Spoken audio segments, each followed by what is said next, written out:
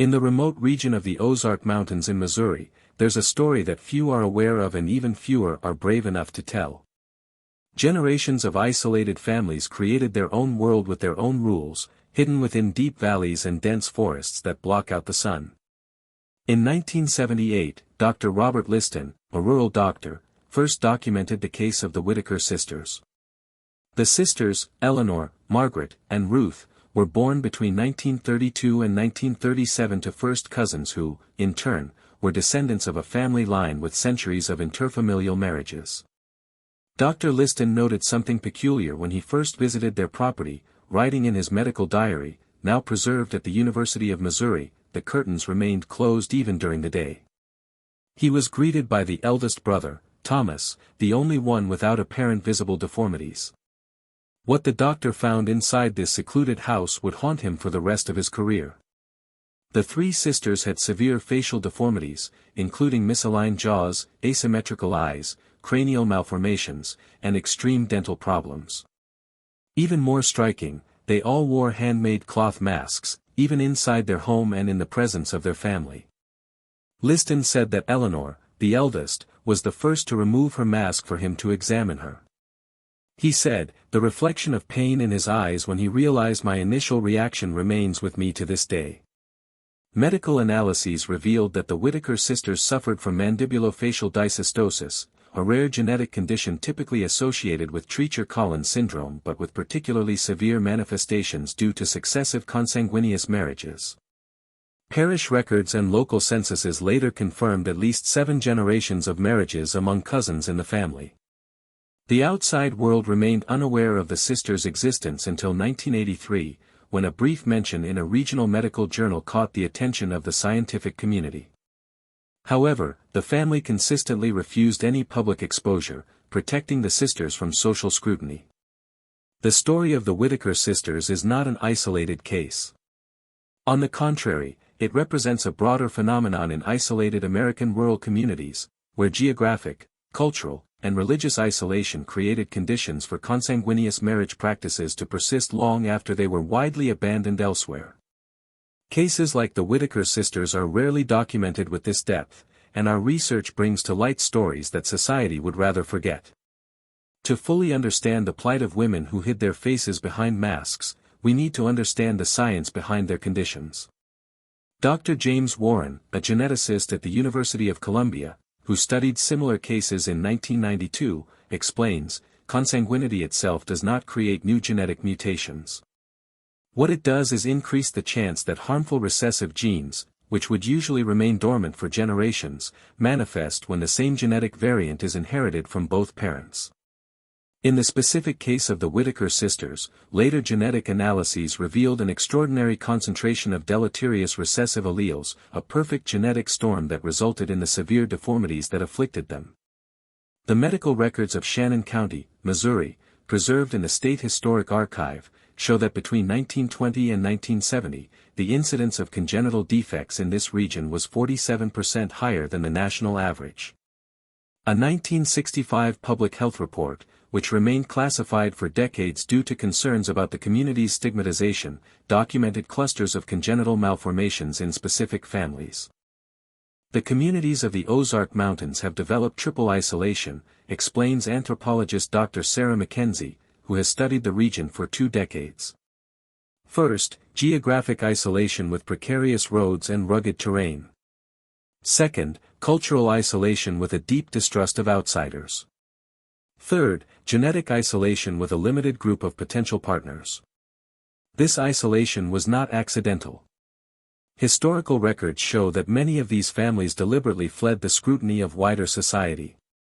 The Whittakers, for example, were descendants of settlers who deliberately chose remote lands to avoid religious persecution in the 1830s. The community developed marriage practices that favored unions within the same family circle, often justified by particular religious interpretations and the need to keep land within the family. Local church documents dated 1875 show a local pastor defending marriages between cousins as blessed by the Lord to maintain the lineage. In 1952, when Eleanor Whittaker was 20 years old, an itinerant doctor offered surgical treatment to alleviate their deformities. The family refused. According to Dr. Liston's report, they saw the girl's condition not as a disease but as a divine trial that should be endured with dignity. The masks emerged as a practical solution. Initially made by the girl's mother and later by themselves, the masks were carefully sewn with dark fabrics, covering most of the face with openings only for the eyes. Rare photographs preserved in Dr. Liston's medical archive show that the masks were surprisingly elaborate with embroidered details that suggested an idealized face.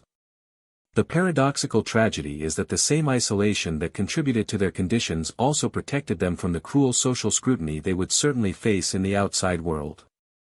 In the few interviews given to Dr. Liston between 1978 and 1985, gathered in his confidential medical archive and partially released for research in 2010, the Whittaker sisters revealed fragments of their extraordinary lives.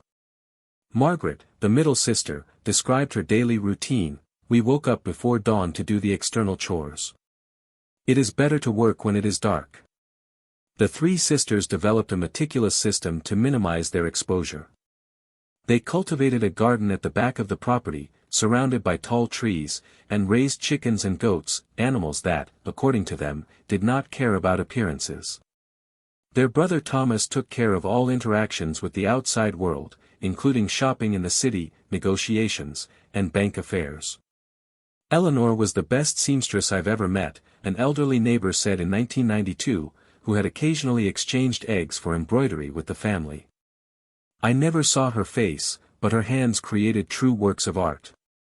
The Whittaker house, documented in rare photos from the county file, was a two-story structure with small windows and permanently closed curtains. The interior, according to descriptions, was surprisingly organized and clean, with mirrors notably absent. The walls of the living room displayed photographs of distant ancestors from generations before the severe deformities. Ruth, the youngest of the sisters, kept a detailed diary, partially preserved in the archives of the Historical Society of Missouri. In a 1965 entry, she wrote, "Today I observed my reflection in the well water for a moment, and with the light of dusk, it almost seemed normal.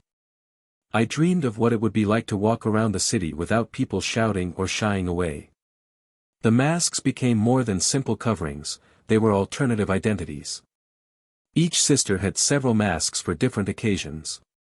Eleanor, the most skilled with a needle and thread, created masks with subtly different expressions, one with a slight smile for special days, another more neutral for everyday life.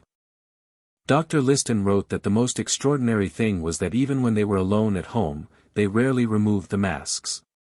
Margaret explained to him that they had gotten so used to wearing them that they felt naked without them.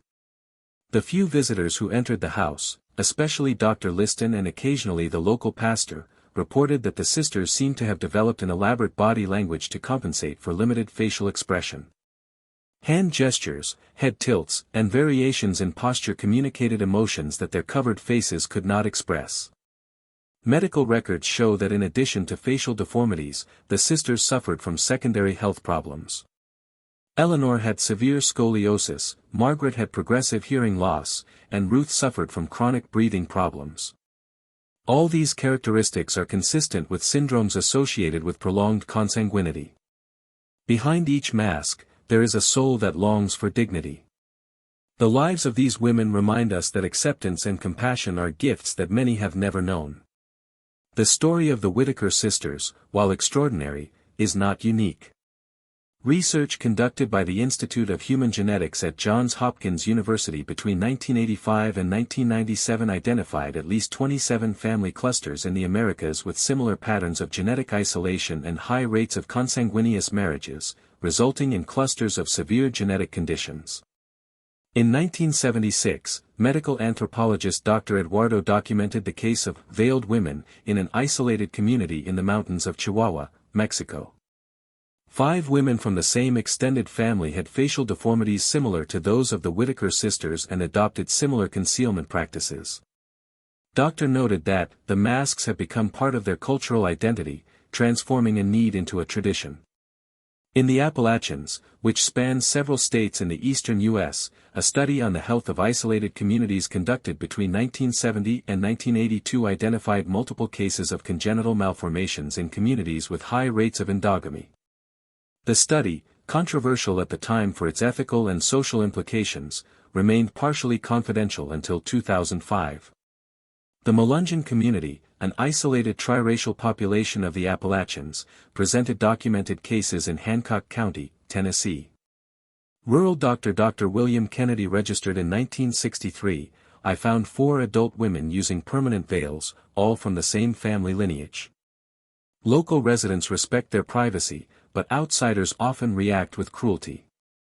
In Nova Scotia, Canada, the small community of Fishers Harbour was home to the case of the MacDonald sisters, descendants of Scottish settlers who arrived in 1820 and remained extremely isolated. The 3 sisters, born in the 1940s, had severe facial deformities due to multiple generations of marriages between cousins.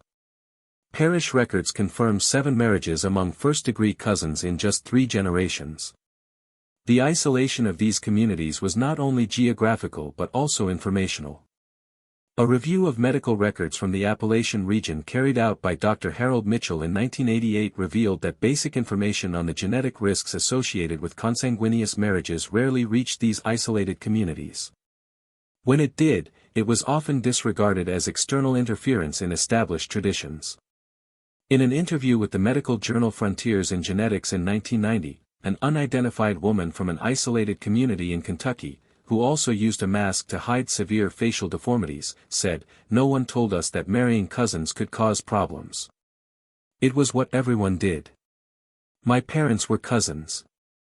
My grandparents were cousins. When my face started to develop differently, everyone thought it was just bad luck." A consistent pattern emerged from these various cases. Geographic isolation created the conditions for genetic isolation, often reinforced by religious or cultural beliefs that favored marriages within the same community or family. The subsequent social stigmatization deepened this isolation, creating a cycle that persisted for generations. Dr. Paul Bergman, a geneticist who studied multiple cases, observed in 1990, "The most disturbing aspect is not the genetic conditions themselves, but how the response to these conditions often worsened the suffering of affected families." Public health records reveal that in many of these cases, basic medical interventions that could have alleviated some complications were refused or never offered. Isolation, initially a cause of the conditions, also became an obstacle to treatment. Investigative journalist Michael Harkins, who tried to document some of these cases in 1988, wrote, "I found closed doors, unanswered calls, and occasionally veiled threats. These communities have learned through painful experiences that exposure rarely brings benefits and often results in humiliation." Anthropologist Dr. Caroline Fisher, who has studied isolated communities for 3 decades, notes that the use of masks, veils, or other methods of concealment became more than a practical response to physical deformities.